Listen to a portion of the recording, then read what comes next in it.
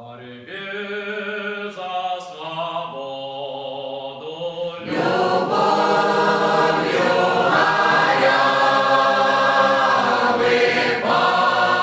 to the second module in Doukhobors in Canada. In the first module, we learned about the Doukhobors and their life in the Milky Waters and their exile to Transcaucasia. We addressed the deep-rooted beliefs that held them together as a community and subsequently caused much of the suffering they endured.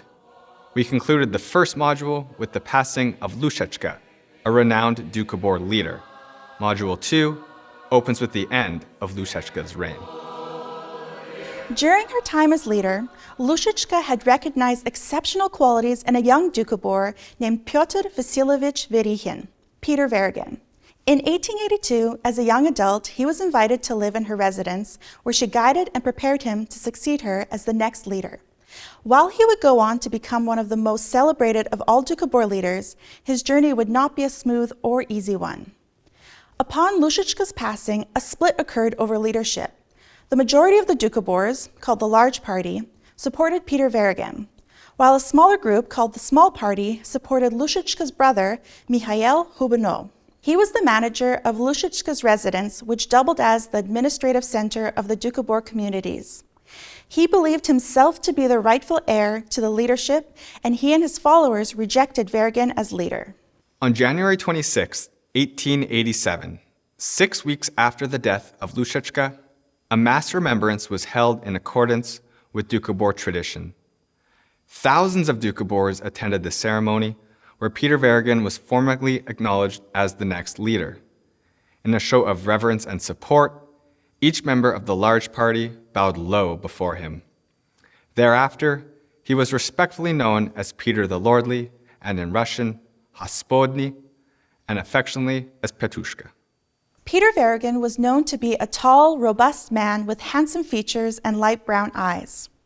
He was always an impeccably dressed man with luxuriant black hair and mustache. He read widely and possessed a powerful personality with a quick and capable mind. When he spoke, it was always clear and articulate. It was said he radiated inner beauty and goodness and wore the constant hint of a smile. His deeply rooted and devout Christian faith guided him in all his decisions and actions. In this way, Verigin was able to help his Doukhobor brothers and sisters strengthen their faith and spiritual resolve. So much so that they were willing to sacrifice their lives for what they believed. It was at Lushechka's memorial where Peter Verigin would first suffer the ill will of Hubinov and the Small Party. So opposed were they to Verigin's leadership that they had him arrested. He was promptly jailed and eventually sent into exile. While this was a heartbreaking development for his followers, it would serve to further strengthen their love and devotion to Verigin while he endured years in exile. Peter Verigin was initially sent north to Shenkursk, and eventually even further north to Kola, where he spent nearly 15 years in exile. It was difficult for the Doukhobors to have their leader so far away, as they needed his strong vision and counsel.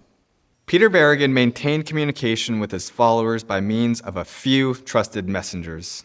In what was a dangerous venture, the messengers would secretly travel to deliver important information regarding the community to their beloved leader. Verigin, in turn, would provide written counsel to help his brothers and sisters from afar. In one such instance, in 1893, Verigin called for the Doukhobors to make critical lifestyle changes in accordance with their faith. He asked them to stop using alcohol and tobacco and to stop eating meat of any kind. This message also called for a communal lifestyle based on equality, where no one person would be richer or poorer than any other. In 1894, another, even more urgent message was delivered to the Doukhobors from Verigin. He counseled his brothers and sisters that it was time for them to refuse military service. This would be asserted with a historic act of defiance, the mass burnings of all their weapons.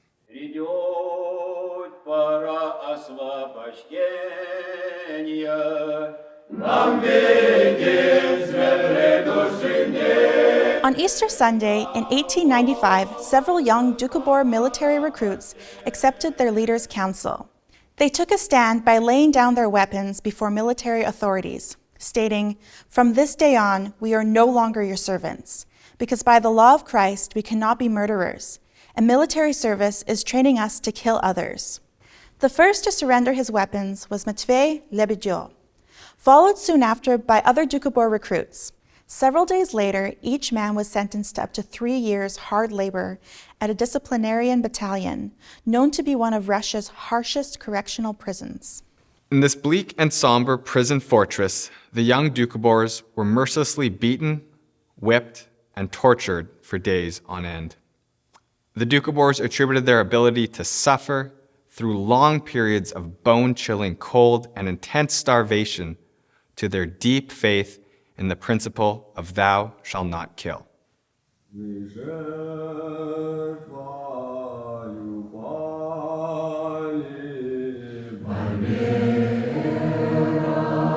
From 1895 to 1898, between 300 and 400 Doukhobor men were arrested and imprisoned.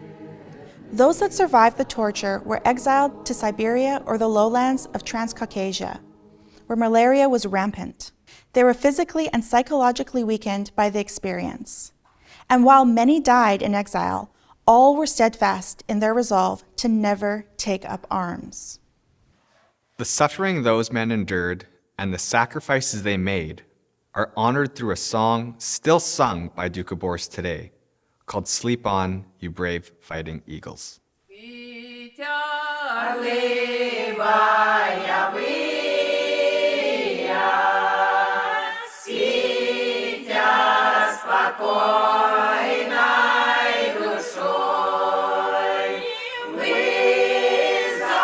When the time came to heed Vergen's call to burn all their weapons, the Doukhobors were ready and eager. It's an event commemorated to this day, known as the burning of arms. It is considered by the Doukhobors to be a milestone in the history of civilization and an exemplary model for all humankind. The burning of arms took place on June 29, 1895 in 3 main Doukhobor settlements in Transcaucasia. Large bonfires were simultaneously lit in the Kars area in what is now Turkey, the Russian province of Elizavetpol, and the Wet Mountains area called Holodnaya, meaning cold.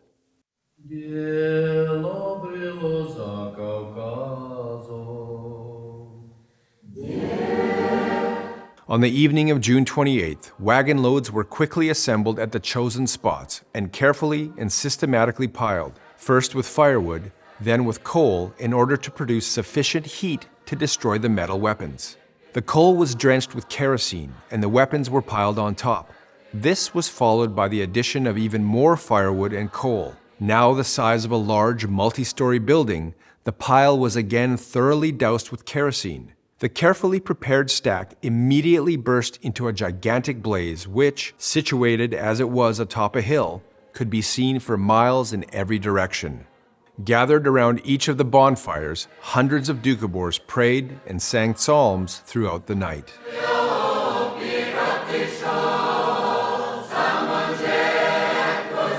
In the Kars region, 15 individuals thought to be ringleaders were arrested.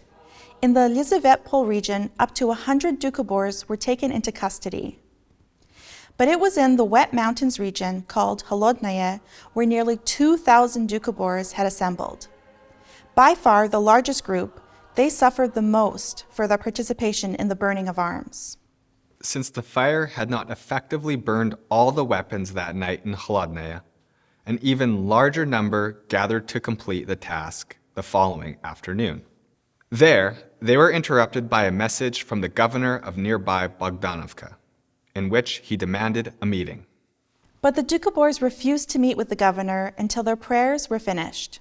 Enraged over the hesitation, seen as disobedience of the sect, the governor sent a captain named Praga and 200 mounted Cossack soldiers to force the Doukhobors into submission.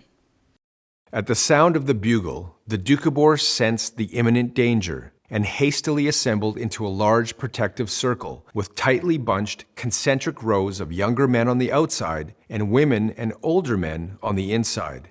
With backs turned outward, the Doukhobors passively awaited the onslaught. Goading their horses into a brisk gallop, the 200 Cossacks charged at the defenseless Doukhobors. But at the last second, the horses instinctively reared up and refused to trample the people.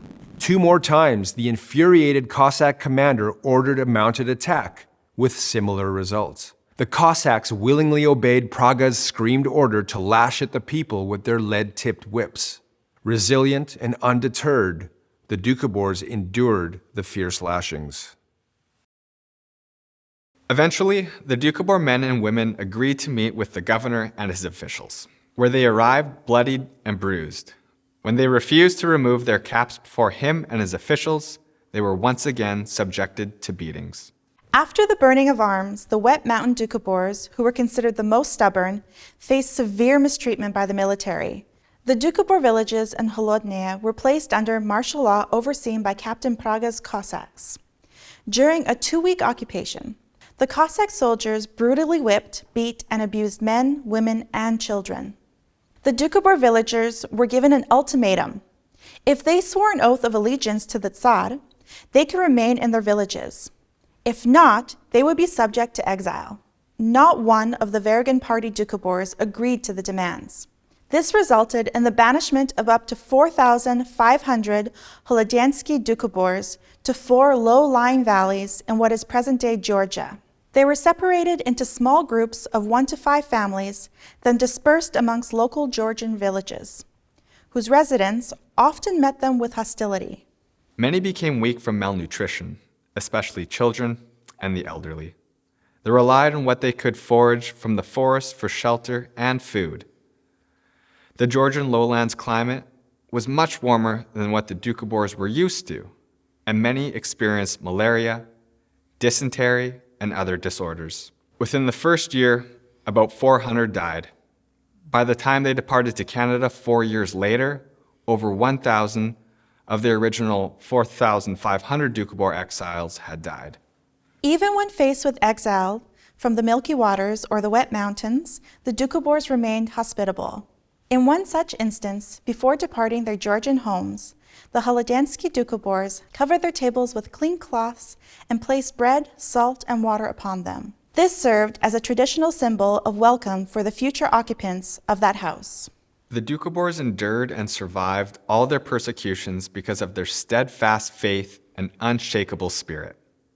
Staying true to their convictions, they resolved never to take a human life or participate in military training for the purpose of killing human beings. To this day, Doukhobors are exempt from military service. It is with deep reverence that the Doukhobors still sing songs about their ancestors who suffered for their beliefs in Russia. In Module 3, we will look at the support provided to the Doukhobors in their migration to Canada by Russian author Leo Tolstoy and his supporters. We will also follow their voyage to the east coast of Canada.